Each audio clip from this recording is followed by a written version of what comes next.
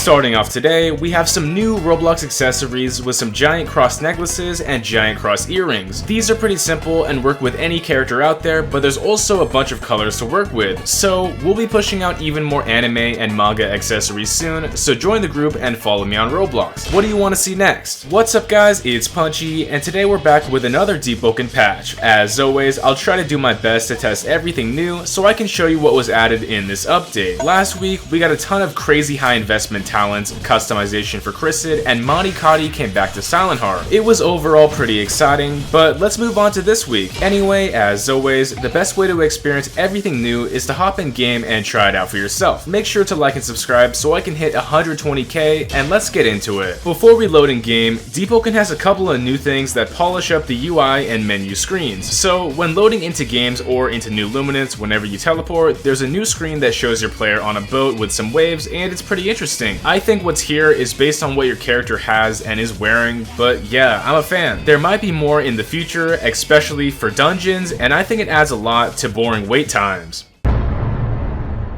Starting off strong with some customization, we got some race aspect changes that are new coming in this update. So for the CHRYSID Moth race, we're getting a lot of support with multiple new variants and tweaks to the older color palettes. With the new Augur variant, we got a gray-brown option with pink accents, and the Messenger variant is a lighter yellow with blue add-ons as well, and I think these new ones are inspired by real-life moth designs. So supposedly, some of the older options got changed as well, with the Adept variant getting brighter, the Devout variant getting more pink, the new Sage variant losing its zombie green, and Seer getting lighter. So overall, it's interesting, but that means that other races, colors, and variants could be changing in the future. Additionally, CHRYSID has some new eyebrow options that are sliced up if you want to try that too. Share your thoughts about this down below. Talking about colors, Chime ranks now have a special color when displayed on the leaderboard. Depending on how high you rank in PvP, there's different colors that show off your Deepwoken dedication, and that's pretty cool. It's kind of like W rank with a different color, but it updates all the time and resets at the end of the month. With a follow-up from last week with the high investment talents, we got a bunch with weapons and elements that are kind of crazy. Most of the talents here cost a lot to use, so keep that in mind. Beginning with Shadowcast, we have Dark Waltz. Anytime you guard break your opponent with your weapon, you steal a large fraction of their current tempo. This sounds absolutely ridiculous in combat because tempo saves players from combos, and paired up with other Shadowcast talents, this might be worth the cost. Swapping over to Flame Charm, let's talk about Ash Ember. The more Wither your opponent has built up, the more damage your burn deals, and this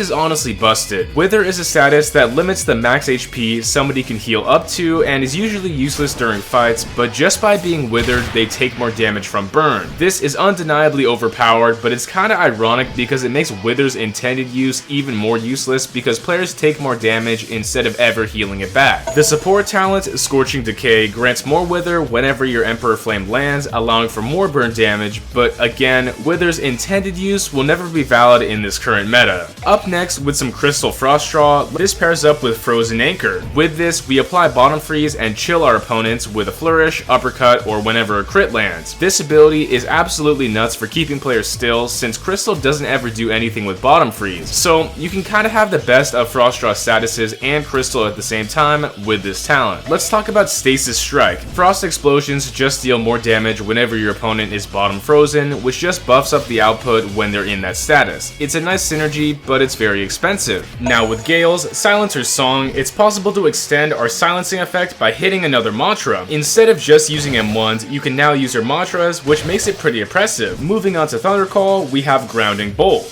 Anytime you summon a lightning strike, knock down your opponent if it lands. This sounds ridiculous, and it does this whenever lightning procs. It slams opponents into the floor, and there's little counterplay after this happens. With another talent, we have Golden Age. This elemental hybrid talent manually detonates crystals and overloads surge needles at the same time. This is just activation of stacks already on your opponent, and it can be decent to confirm damage with your pulls. The damage here doesn't go up, but this can happen if you have Scrap Singer, Crystal, and of course Surge. Besides this, with a really interesting talent, we now have Critical Engine. This talent allows the user to equip any deep gem on their critical, and this may or may not be busted because it activates them. So by holding out a gem and clicking the tool in our hotbar, we now gain access to deep gems on our weapon crits. It's possible to trigger any type of interaction like on mantras, but bloodless, insignia, maybe even Aegis gem setups are gonna be kinda crazy. With unwavering focus, when your mantras are parried, you receive less posture, scaling with your intelligence. So this is cut and dry, very simple, but probably pretty effective the more intelligence you have. Share your thoughts on this mantra down below. Making progression across the board easier, there's a ton of changes here behind the scenes that should speed up how fast builds can be made.